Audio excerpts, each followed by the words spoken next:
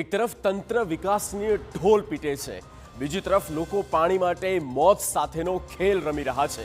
45 ફૂટ ઊંડા કૂવામાં ઉતરીને પાણી શોધવું પડે એ કોઈ સ્ટન્ટ કે ફિલ્મનું શૂટિંગ નથી, આ તો તરસ છીપાવવાની લડાઈ છે। એક ગામની દુર્દશા બતાવવા જઈ રહ્યા છે। એ તસવીરો તંત્રના દરેક દાવાને ખુલ્લો પડકાર આપે છે, કારણ કે જ્યાં પાણી માટે જીવ જોખમમાં મૂકવો પડે ત્યાં વિકાસના દાવા નહીં પણ વ્યવસ્થાની નિષ્ફળતા ઉડીને આંખે ચૂભી રહી છે।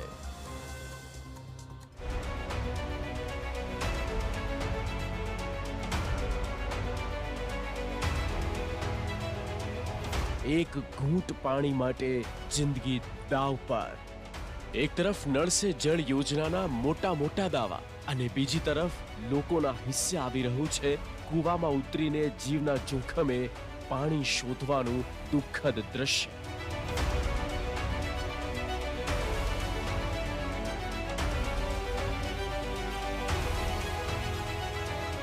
પાણી માટે બેડા લઈને નીકળી મહિલાઓ।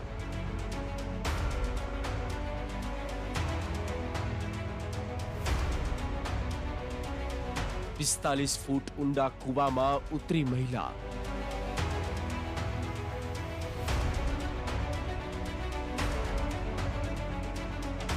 મહિલાનો પગ લપસી જાય તેટલું જોખમી।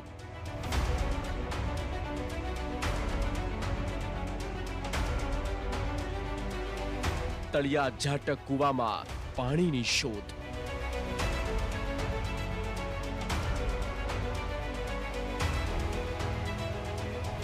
પથરાળ કોતરોમાં છે ખોબા જેટલું પાણી। આ પણ તો એક પ્રકારનું યુદ્ધ છે। કમનસીબી છે કે જિંદગી કાઢવાની છે સાહેબ।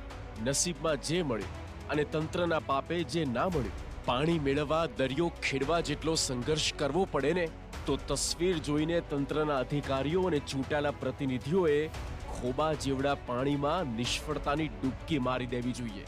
સવાલ પૂછે છે આ ભોળી જનતા તમને, એસ્ટ્રોલ જૂથ પાણી પુરવઠા યોજનાનું શું?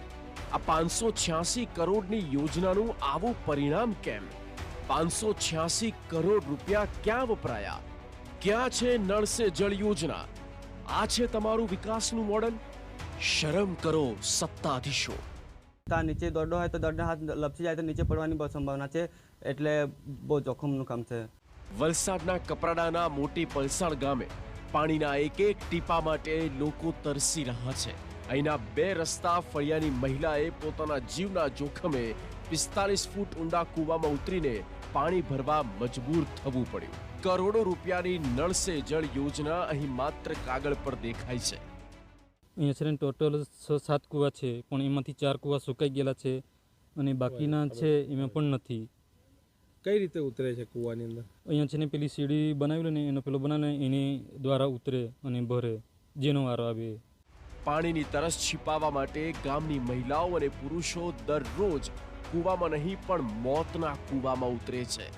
અંદાજે 1200 જેટલી વસ્તી ધરાવતા આ ફળિયામાં કહેવા માટે 8 જેટલા સરકારી કૂવાઓ છે, પરંતુ ઉનાળો આવતા જ આ તમામ કૂવાઓ તળિયા ઝાટક થઈ જાય છે। કૂવાની પથરાળ કોતરોમાં જે થોડું ઘણું પાણી એકઠું થાય તેને વાસણોમાં ભરીને ઉપર લાવવામાં આવે છે।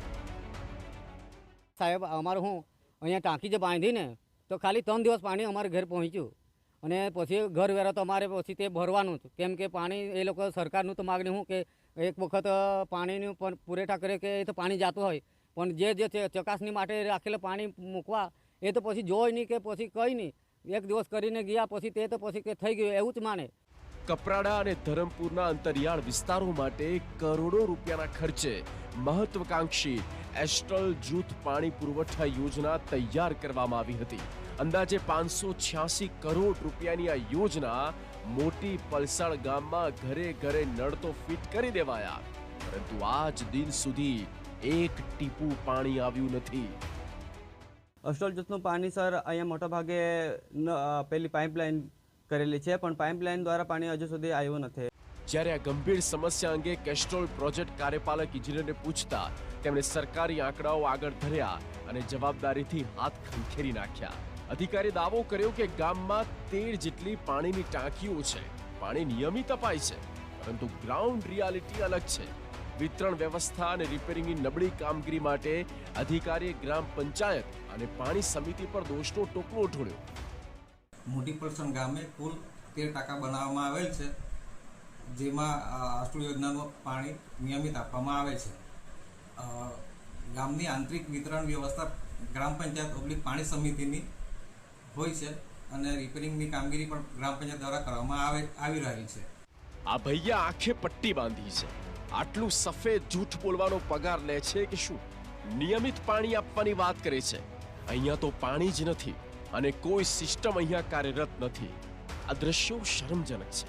આઝાદીના દાયકાઓ બાદ પણ પાણી ના મળે તો બધું નકામું છે. ત્યારે સમય છે કે તંત્ર ધ્યાન આપે અને જવાબદારી નિભાવે. પણ જો લોકોને પાણી ના જ આપી શકો તો વિકાસના દાવા કરવાનું બંધ કરો.